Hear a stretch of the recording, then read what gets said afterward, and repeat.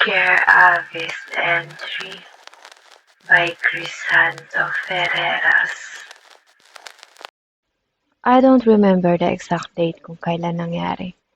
But eto yung mga panahon na church musician pa ako sa isang born-again church. Our church location is masasabi kong garden type na napapalibutan ng mga puno. Kamagong, mangga, santol, kakwate, bayabas at guyabano. At kada bago mag-Sunday, lagi kami nagbabanding ng mga co-musician ko with our mentor.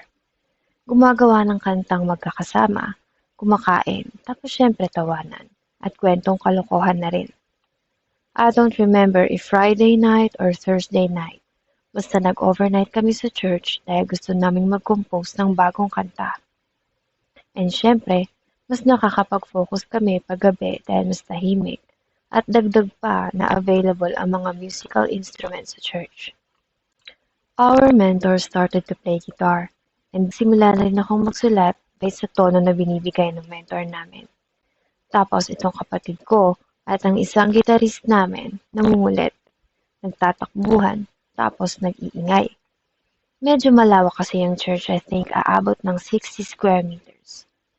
Kami ni mentor nasa stage, tapos yung dalawa sinara yung gate after magkulitan.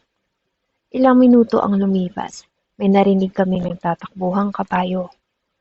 Unang naisip namin ay baka nakawala ang kabayo doon sa kwadra.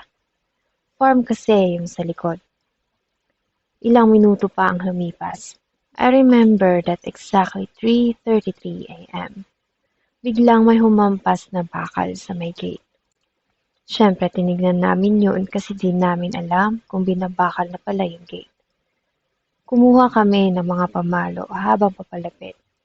Ngunit habang papalapit kami ay nakita naming dahan-dahan umaangat yung Yale na padlock. Yung kadalasan na pangsara sa mga tindahan. Mabigat siya, hindi talaga hahanginin. At exactly 45 degree ang angat bago humampas sa bakal na gate. Dahan-dahan na parang katok yung kada hampas sa bakal. 3 beses yon na malinaw. And after that, natahimik kami. Bumalik sa stage, tumugtog ulit. Ngunit kakastrum pa lang ng gitara ay nagtunugan lahat ng bakal na grills sa church namin. Akala may pinaglalaroan ng mga bata. At nakakabahala pa ay papalapit sa amin ang tunog. Tinignan namin ang labas kung may nantitrip sa amin gamit ang flashlight. Ngunit wala kaming nakita kundi ang mga puno at ang malawak na damuhan. Maski ang mga kabayo na nagtatakbuhan ay di rin namin nakita. Tinext ng mentor namin ang bantay ng kabayo kung nakawala. Ngunit ang sabi ng bantay ay nakatali itong maigi. Kaya ng mga oras na yon, pinili na namin tumahimik at itigil ang tugtog dahil baka kami ay nakakabulabog. Care Avis Entry by Crisanto Ferreras. Follow, like, and subscribe Avis on Facebook, YouTube, Instagram,